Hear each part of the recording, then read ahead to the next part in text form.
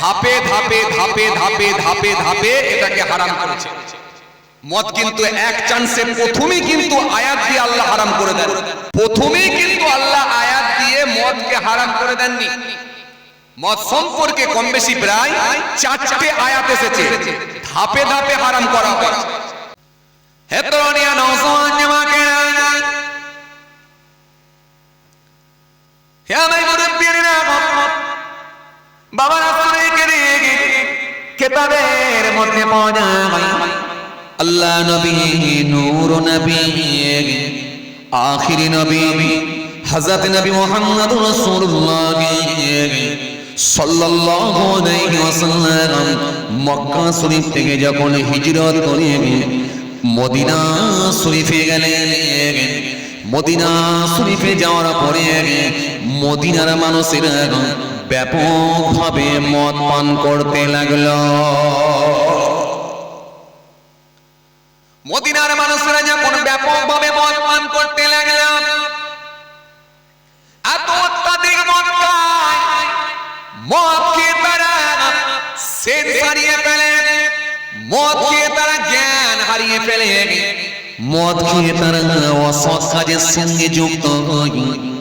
এরকম যখন অবস্থা দেখেছে, দুইজন সাহাবী আর থাকতে না পেরে আল্লাহ নবী, নূর নবী, আখিরি নবী হযরত নবী মুহাম্মদ রাসূলুল্লাহ সাল্লাল্লাহু আলাইহি ওয়াসাল্লাম হুজুরের কাছে এসে হাজির হয়ে গেলেন, সালাম দিলেন। ও আল্লাহ নবী, মদ সম্পর্কে আপনি কিছু বলুন। সাহাবীদের ভেতরে এক সাহাবীর নাম হলো হযরত মুআয ইবনে জাবাল রাদিয়াল্লাহু তাআলা। আর এক সাহাবীকে আপনারা প্রত্যেকই নামটা জানেন, শুনেছেন, বারবার শুনেছেন, যিনার নাম হলো হযরত ওমর ফারুক রাদিয়াল্লাহু তাআলা আনহু, মুসলিম জাহানের যিনি দ্বিতীয় খলিফা। যে ওমর ফারুক সম্পর্কে আমার নবী বলেছিলেন যে আমার পরে যদি কেউ নবী হতো তো হযরত ওমরই নবী হতো। কেন? ওমরের কথা আল্লাহ পাকের ওহীর সঙ্গে মিলে যায়। মহব্বতে বলবেন না, ওমরের কথা আল্লাহ পাকের ওহীর সঙ্গে মিলে যায়। আমার পরে যদি কেউ নবী হতো হযরত ওমর নবী হতো। এই দুই সাহাবী এসে হাজির হয়ে গেলেন, আল্লাহ নবীকে সালাম দিলেন, সালাম দিয়ে বললেন ইয়া রাসূলুল্লাহ ওয়া ইয়া হাবিবাল্লাহ, হুজুর বিয়াদবি নেবেন না হুজুর, ওয়াল্লাহ নবী মদ সম্পর্কে একটু বলুন। যে মদ খেলে মানুষের সেন্স হারিয়ে ফেলে, যে মদ খেলে মানুষ, যে মদ আর জুয়া খেললে মানুষ ধ্বংসের দিকে এগিয়ে যায়, ধন সম্পদ সব শেষ হয়ে যায়, বিলুপ্ত হয়ে যায়, সে মদ জুয়া সম্পর্কে যদি একটু আমাদের আপনি জানিয়ে দিতে। যে মদ খেলে মানুষের জ্ঞান হারিয়ে যায়, যে মদ খেলে মানুষের ঝগড়া বৃদ্ধি বেড়ে যায়, মদ জোয়ার মাধ্যম দিয়ে মানুষ ধ্বংসের দিকে এগিয়ে যায়, জি তাদের সব, জি মদ জোয়ার মাধ্যম দিয়ে মানুষ ধ্বংসের দিকে এগিয়ে যায়। ও আল্লাহ নবী, সেই মদ জোয়া সম্পর্কে যদি একটু বলতেন, খুব ভালো করে বুঝবেন কি স্থানে নজরুলটা বলছি। এই সময় আমার নবী সেই সময় একটা কথা বলেছিলেন, মনে রাখবেন আমার নবী নিজে ইচ্ছায় কোনো কথা বলতেন না, যেটা আমার আল্লাহ নির্দেশ করতেন, যেটা আমার আল্লাহ অনুমতি দিতেন, সেটাই আমার আপনার নবী মানুষের সামনে বলতে। এই জন্য আমার আল্লাহ সুন্দর করে বলতেন, আমার আল্লাহ সুন্দর করে বললেন, আমার হাবিব একটা কথা নিজে ইচ্ছায় বলেন, যেটা আমি আল্লাহ বলতে নির্দেশ করি সেটাই আমার হাবিব বলে থাকি। এই জন্য আমার আল্লাহ পাক কোরআনে কারীমের মধ্যে বললেন, মাআতাকুমুর রাসূলু ফাখুযুহু ওয়ামা নাহাকুম আনহু ফান্তাহু, এই পৃথিবীর মানুষ আমার রাসূল তোমাদেরকে যে আদেশ করে স্বতঃস্ফূর্তভাবে গ্রহণ করো, নবী যেগুলো তোমাদের বারণ করে সেগুলো থেকে তোমরা বিরত থাকো। কেন নবীর আদেশ আর নিষেধ মানে আমি আল্লাহ আমারই আদেশ আর নিষেধ। আবার অন্য জায়গায় আল্লাহ বলছেন আমার নবী একটা কথাও নিজে ইচ্ছায় বলেন না, যেটা আমি বলার নির্দেশ করি সেটাই বলে, আমি বলতে বললে তবে বলে। তো দুই সাহাবী যখন জিজ্ঞাসা করছেন হুজুর যে জিনিসটা খেলে মানুষ ধ্বংসের দিকে এগিয়ে যায়, অর্থ সম্পদ নষ্ট হয়ে যায়, বিলুপ্ত হয়ে যায়, সংসারে ঝগড়া অশান্তি তৈরি হয়, এইরকম ডেঞ্জার জিনিস মদ আর জুয়া, এই সম্পর্কে যদি আপনি একটু ক্লিয়ার বলতেন। আল্লাহ নবী সেই সময় উত্তর দেবেন, কিন্তু কি উত্তর দেবে? আমার নবী তো নিজে ইচ্ছায় কোনো কথা বলেন না, সঙ্গে সঙ্গে আমার আল্লাহ জানিয়ে দিলেন আয় আমার হাবিব, আয় আমার দোস্ত, আপনি ওনাদেরকে জানিয়ে দেন ইয়াসআলুনাকা আনিল খামরি ওয়াল মাইসির কুল ফীমা ইসমুন কাবীর ওয়া মানাফিউ লিন-নাস ওয়া ইসমুহুমা আকবারু মিন নাফিহিমা।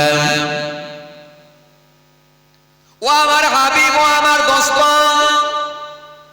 ওরা আপনাকে জিজ্ঞাসা করেছে মদ জুয়া সম্পর্কে, আপনি ওদেরকে জানিয়ে দেন এটা উপকারের থেকে অপকারটাই বেশি। উপকারের থেকে অপকারটাই বেশি। এই মদ জুয়ার মধ্যে কোনো উপকার নাই, বরং ক্ষতির দিকটাই হলো বেশি। ও আমার দোস্ত আপনি বলে দেন এটা হলো পাপের কাজ। আল্লাহ নবী সেই সময় বলে শোনো,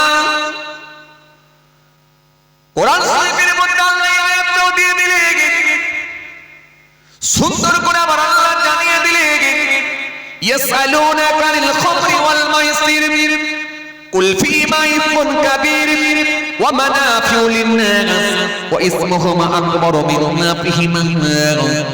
আমার নবী সুন্দর করে বললেন, আমার আল্লাহ জানিয়ে দিলেন হাবিব ওনাদেরকে বলে দেন মদ জুয়া সম্পর্কে আপনাকে জিজ্ঞাসা করা হয়েছে, আপনি তাদেরকে বলে দেন উপকারের থেকে অপকারটাই বেশি, ক্ষতিটাই হলো বেশি, অপকারটাই বেশি, ক্ষতিটাই বেশি, আর এটা হলো পাপের কাজ।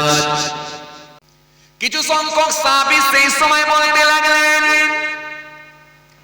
যে জিনিসটা পান করলে, যে জিনিসটা খেলে উপকার হয় না বরং অপকার বেশি, যে জিনিসটা খেলে পাপের কাজ হয়, তাহলে ওই জিনিস আর খাবো না, পান করবো না। আজ থেকে কথা দিলাম মদ আর খাবো না। কিছু সংখ্যক মানুষ মদ খাওয়া বন্ধ করে দিলে, আরো কিছু সংখ্যক মানুষ তারা মনে মনে বলতে লাগলো, তারা মনে মনে ভাবলো আর বলতে লাগলো সরাসরি ভাবে যেহেতু নিষেধ হয় না, সরাসরি ভাবে যেহেতু হারাম হয় না, তাহলে কেন খাবো না? একদল বলছে যেটাই উপকার নেই, যেটাই উপকার নেই সেটা খাবো কেন? একদল বলছে যেটাই উপকার নেই সেটা খাবো কেন? যেটা পাপের কাজ সেটা করবো কেন? বন্ধ করো। আর একদল বলছে হারাম তো বলা হয়নি, নিষেধ তো হয়নি, তো করলে অসুবিধা কি আছে? না খাবো, খাবো তো, হারাম তো সরাসরি হয়নি, নিষেধ তো করা হয়নি, বারণ তো করা হয়নি, তো খাবো। দুটো দল হয়ে গেল। কথা কিছু বুঝতে পারছেন? দুটো দল হয়ে গেল। কিছু মানুষ ছেড়ে দিলেও কিন্তু কিছু মানুষ ছাড়লো না। চল চল, বহুদিন চল চল, বহুদিন চলার পরে এরপরে আমার আল্লাহ পাক সূরা মায়দা দ্বিতীয় নাম্বার আয়াতটা আয়াত দিলেন, ইয়া আইয়ুহাল্লাযীনা আমানু লা তাকরাবুস সালাত ওয়া আনতুম সুকারা।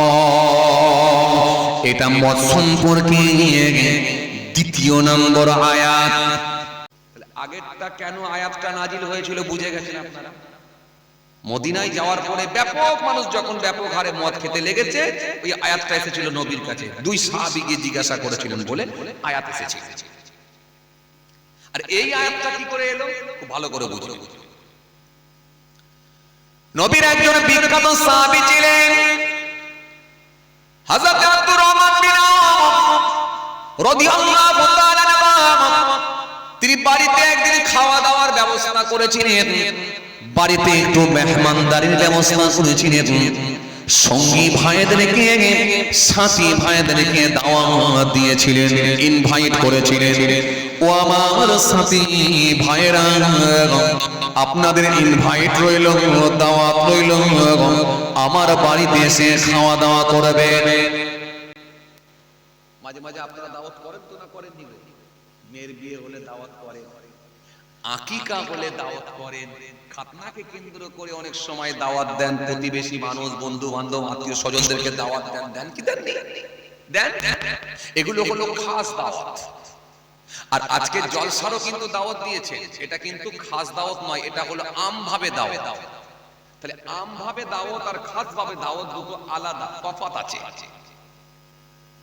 এই রাঘবপুর নাকি গো, এটা রাঘবপুর, রাঘবপুর এই আমভাবে দাওয়াত আর খাস ভাবে দাওয়াত কিরকম?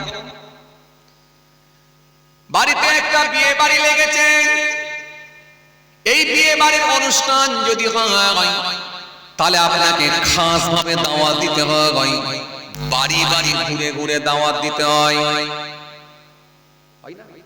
আপনার দিকে রেওয়াজ আছে তো? না, সব জায়গায় ঘরে গিয়ে ঠোকা দিচ্ছে দরজায়, চাচা বেরিয়ে এসেছে, আসসালামু আলাইকুম চাচা। ওয়া আলাইকুম আসসালাম।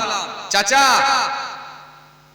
আমার ভাইজির বিয়ে লেগেছে বুঝলেন চাচা, তো সোমবার দিনে ক্ষীর খাওয়ানো আছে অনুষ্ঠান, রাত্রে সোমবার দিনে ক্ষীর খাওয়ানো অনুষ্ঠান, আর মঙ্গলবারে বিয়ে আছে, আর বুধবারে এখানে বউ ভাত বা ওলিমা আছে। চাচা আপনার 3 দিনই দাওয়াত রইল। কথা বলে না চাচা, দাওয়াত রইল, কিংবা হয়তো 3 দিন উল্লেখ করলো নি, চাচা দাওয়াত রইল। চাচা দাওয়াত গ্রহণ করে নিল, আর এক চাচাকে গিয়ে তাকেও দাওয়াত দিয়েছে। গোটা পাড়া এইভাবে দেখে দেখে সব বলেছে। এখন এই চাচা আসরের নামাজ পড়ে আর এক চাচাকে বলছে, হ্যাঁ গা অমুকের মেয়ের বিয়ে গো, দাওয়াত দিয়েছে নাকি? বলে হ্যাঁ আমাকেও তো দিয়েছে। তোমাকে? বলে হ্যাঁ আমাকেও দিয়েছে, কিন্তু বাবু কজন যাবে না যাবে তা তো বললো নি। কথা কিছু বুঝতে পারেন? বুঝতে পারছেন? খালি বললো সোমবারে রাত্রে ক্ষীর খাওয়ানো আছে, আর মঙ্গলবারে আছে বিয়ে, বিয়ে দিতে যাবে, আর বুধবার দিনে এইখানে আছে ওলিমা। 3 দিন দাওয়াত দিচ্ছে, কিন্তু কজন যাবে তা তো ক্লিয়ার বললো নি। তখন এই চাচাটা বলছে, আমাকেও তো ওই রকম করে দাওয়াত দিয়েছে, কজন যাবে না যাবে, ক্ষীর খাওয়ানিতে কজন, বিয়েতে কজন, আর কি বলে ওলিমায় কজন, কিন্তু ক্লিয়ার তো বলেনি। সমস্যা তো। তখন বলছে, তাহলে মনে হয় বাবা, বলে ভাই তাহলে মনে হয় আমাকেও একাকে বলেছে, তোমাকেও একাকে বলেছে। তখন এক চাচা আফসোস করে বলছে, ও আমার নাতিটা একটু সাথে সঙ্গে ঘোরে গো, একটু নাতিটাকেও বললো নি, আফসোস করে বলছে। জি, তার মানে এখানে একেবারে যেমন দাওয়াত দেবে তেমন কিন্তু লোক যাবে। তার মানে একেবারে মাপের দাওয়াত, মাপের খাবার, এটা হলো খাস ভাব। আর যখন রাঘবপুরের জলসায় আপনাকে দাওয়াত করছে, এটা আম ভাব। একটা টোটো গাড়ির উপরে মাইক লাগিয়ে দিয়েছে, কি মারুতি ভ্যানের উপরে মাইক লাগিয়ে দিয়েছে, রাস্তার উপর থেকে দাওয়াত দেওয়া হচ্ছে। আগামীকাল, আজকে 6 তারিখ না 5 তারিখ? 6 তারিখ। আগামীকাল 6 তারিখে 6ই জানুয়ারি, আগামীকাল রাঘবপুরের গ্রামের বাৎসরিক সালে সওয়াব, রাঘবপুর গ্রামের বাৎসরিক সালে সওয়াব, বক্তা হিসাবে থাকবেন অমুক অমুক অমুক অমুক। আবার যদি সেদিন দিনের বেলা যদি দাওয়াত দেয়, মানে আজকে দিনের বেলায় আর কিছুক্ষণের মধ্যেই বিরাট ইসলামিক জলসা অনুষ্ঠিত হতে চলেছে, বক্তা হিসাবে থাকছেন প্রধান বক্তা অমুক অমুক অমুক, কথা বলেন, বিশেষ বক্তা হিসাবে আছেন অমুক অমুক অমুক, আর কিছুক্ষণের মধ্যেই রাঘবপুর গ্রামের বাৎসরিক সালে সব অনুষ্ঠিত হতে চলেছে। বন্ধুগণ, আপনারা যে যেখান থেকে শুনছেন সকলে উক্ত জলসায় হাজির হইয়া উক্ত জলসা সাফল্য মণ্ডিত করে তুলুন। সকলের দাওয়াত, সকলে শতভাবে গিয়ে উক্ত জলসা সফল মণ্ডিত করে তুলুন। সকলে উক্ত জলসায় হাজির হন, দোয়ায় শামিল হন। দাওয়াত দিচ্ছে। একটা লোক মাঠেতে জমির আল ছাঁটছে, আল ছাঁটতে ছাঁটতে কানে পড়ে গেল কোথাও একটা জলসার দাওয়াত দেওয়া হচ্ছে। ভালো করে শুনে বলে, ও বাবা, এ তো সেই রাঘবপুরের জলসাটা, যেটা সেই গতবারে আমি ছিলাম। ওহো, সেই জলসাটাই দাওয়াত গো। যাক যাক, তাহলে আজকে তো সেরকম কিছু কাজ নেই, যাক এসার নামাজ পড়ি চলে যাব, গিয়ে কিছুক্ষণ অন্তত বসে বসে ওয়াজ শোনাবো। তাহলে এই দাওয়াতটাও মাঠের লোকও দাওয়াত পায়। আরে কথা বলছেন না কেন? মাঠে যে লোকটা শুনছে সেও দাওয়াত পাচ্ছে, কল থেকে যে লোকটা পানি তুলছে সেও দাওয়াত পাচ্ছে, আবার যে লোকটা চায়ের দোকানে বসে আছে সেও দাওয়াত পাচ্ছে, যে লোকটা মুদিখানা দোকানে মুদিখানার মাল কিনছে সেখানেও দাওয়াত পাচ্ছে, যে লোকটা সবজি মার্কেটে সবজি কিনছে সেও দাওয়াত পাচ্ছে। কিন্তু বিয়ে বাড়ির দাওয়াতটা সবাই, ওটা আপনাকে ঘরে ঘরে গিয়ে বলে আসতে হচ্ছে, আর না হলে আবার সুন্দর করে কার্ড রেডি করে,